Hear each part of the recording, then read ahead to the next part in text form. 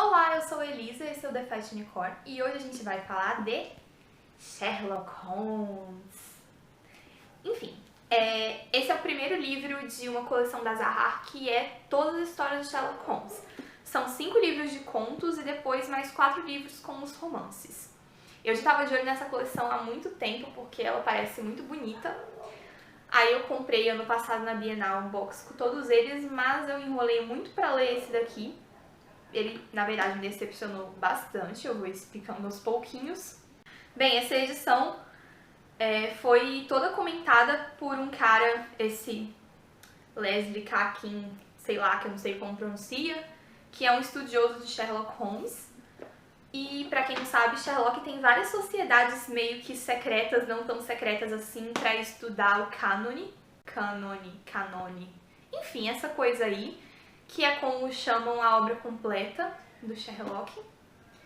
E criam, assim, umas teorias por trás, eles realmente estudam o livro como se as histórias se passassem na vida real, como se o Sir Arthur Conan Doyle tivesse publicado os manuscritos do Watson, que realmente existiu. E, assim, a ideia por trás do livro foi muito interessante, mas na prática não foi tão interessante para a leitura. Primeiro porque tem muitas notas, tipo, muitas. E por mais que no começo tenha sido divertido, depois de umas 100 páginas mais ou menos, eu já estava muito cansada. Primeiro porque as notas não ficam no rodapé, ficam no final do capítulo. E aí toda hora você tem que voltar pro final, procurar a nota que você quer. Aí você acha. Aí você lá lê um textão assim de nota, que as notas são todas muito bem explicadas. Aí você volta pro texto, aí você não lembra mais onde é que você tava. Foi bastante cansativo isso, eu não gostei. E tem algumas notas que são simplesmente desnecessárias.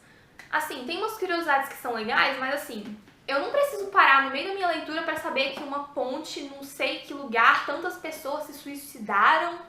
Sabe? São umas curiosidades que quebraram o ritmo do texto, não era necessário.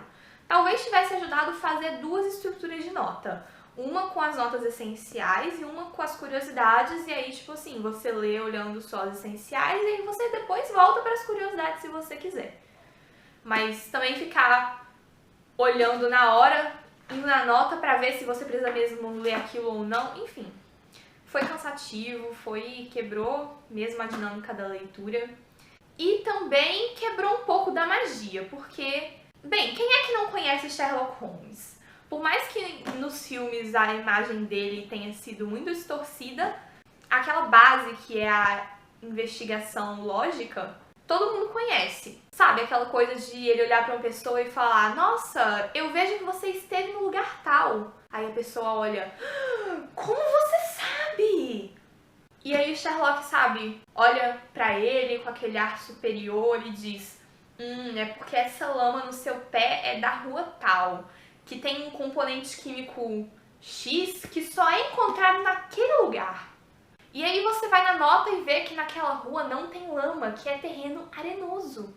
Sabe, aquilo joga um balde de água fria na sua cabeça, sabe? Você talvez gostasse de ler aquilo no final, depois da história, pra perceber que Sherlock era humano, Sherlock também errava, mas no meio da história, não, por favor. Bem, todos os contos começam também com uma apresentaçãozinha, que no começo eu também tava achando legal, e depois eu percebi que as apresentações tinham spoiler. Eu não vou citar nomes, mas em a apresentaçãozinha no começo diz que foi um dos poucos casos em que Sherlock fez justiça com as próprias mãos.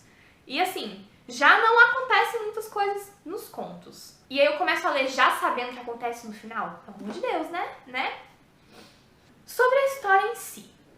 Escrever contos é uma coisa complicada, porque eu pelo menos tenho a impressão de que muita gente, por mais que escreva bem, quando vai fazer um conto, pega uma história que podia ter sido grande e dá uma resumida pra caber em poucas páginas. Eu tava esperando mais os contos de Sherlock porque os romances são muito bons, sabe? Quem já leu Estudo em Vermelho ou Signos dos Quatro sabe que é aquele livro que você fica toda hora: caralho, o que foi que aconteceu aqui agora, sabe? O seu cérebro dá um furacão lá dentro. Nos contos não acontece muita coisa. Fica tudo muito mal explicado. E na verdade são todos absolutamente iguais. Todos começam basicamente assim, o Sherlock contando pro Watson o que algum cliente disse, ou um cliente entrando enquanto o Watson também está lá e contando a história pros dois ao mesmo tempo. E aí praticamente metade do conto é sempre o cliente contando a história. E aí alguma coisa que podia ter sido uma narração de muitas páginas vira tipo umas 3 páginas de um discurso direto, um monólogo infernal que não acaba nunca e você fica perdido de o que é o cliente falando e o que é o cliente falou que alguém disse. Enfim, aí tem alguma cena de ação que geralmente é alguma coisa idiota, tipo os dois pegando um trem pra algum outro lugar onde vai ser o resto da investigação. E aí o Sherlock roda por todos os lados sem explicar pra ninguém o que ele tá fazendo, resolve o crime sem você ainda não entender porra nenhuma, e depois ele vai explicar pro Watson como ele chegou àquela conclusão. E é basicamente assim todos os contos, todos. Depois de uns 4 você não aguenta mais. Eu tô muito indignada, sério, porque eu amo Sherlock.